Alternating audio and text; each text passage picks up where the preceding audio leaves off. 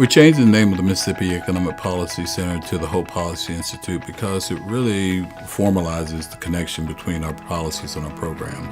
One can't live without the other, and they build on each other. The programs inform the policy, and the policy magnifies the impact of our programs.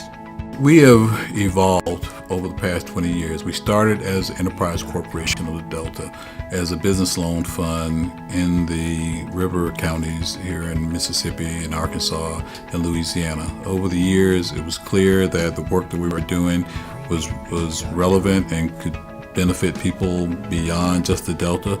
And so we broadened our territory beyond the Delta, but we also brought new tools to bear. The Hope Credit Union allowed us to structure a vehicle where people could pool their resources to help their neighbors, and that became our primary means for providing financial services.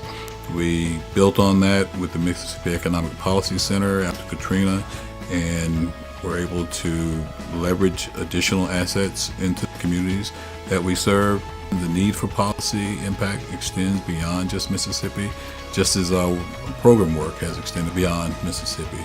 What we're doing is to focus on those issues and challenges that exist across the Mid-South with the hopes of, with the aim of creating opportunities for all across the Mid-South. When you look at sort of the state of access to financial institutions, when you start to look at how states structure their budget, how they structure their tax system, whether or not it is regressive or it has a negative impact on lower income residents across the Mid-South, looking at access to health care, looking at health outcomes, looking at responsible lending practices. Those are just a few of the issues that we'll be taking a look at across the Mid-South. Being in a community development finance institution that had this track record really set the tone for how we would approach our work. It also gave us a different platform to talk about policy issues. When we talked about increasing access to low-income child care, for example, Hope had lent to low-income child care centers. We could talk about that issue from the perspective of a lender. On issues of predatory lending, the fact that we were housed in a community development finance institution really gave us a lot of credibility. We could go right down the hall and talk to lenders who would give us real-life examples of members who've been victimized by predatory lenders. The fact that we were housed in Hope, the fact that we had practitioners who could give us good policy recommendations, it really set the tone for establishing credibility. We're a hub of information. We're uniquely positioned in a way where we can understand what's happening in the research in the halls of academia, while at the same time we're on the ground in communities. So that creates an opportunity for us to translate information that's coming in and information that's going out. Policy does not just live in the Institute. Policy lives in communities. Policy lives in academia. It lives in the halls of the state legislature. It lives in school board meetings. And all we do is consider ourselves as an instrument or a hub to translate that message in a way to have impact in communities. We've been able to make a difference in people's lives, whether it's helping them avoid debt traps of predatory lenders.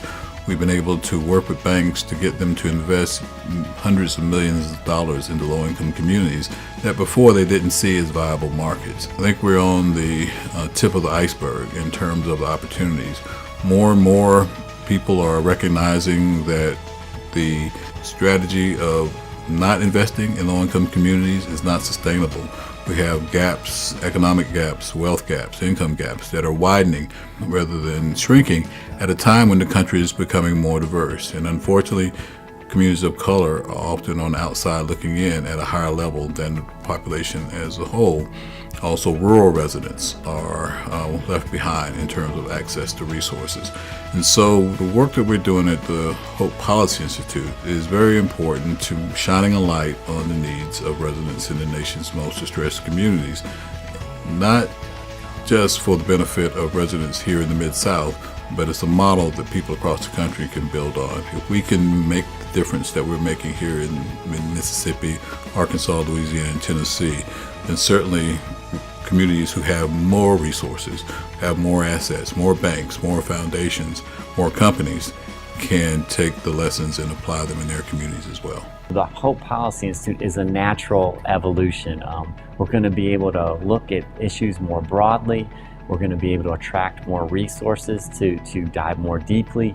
And all of this really is just evidence of the evolution of the work. We're really seen as a source of information on issues affecting low-income, low-wealth people within the state of Mississippi. I think we'll see that we'll even have a more prominent role in those debates, not just in Mississippi, but across the nation with this new capacity.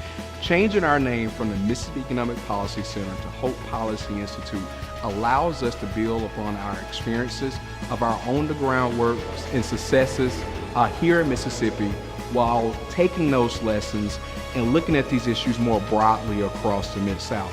In addition, it allows us to tap in all of the great work that Hope has been doing across all of these states and just continue to grow our policy work to have more impact and create opportunities for all citizens across the Mid-South.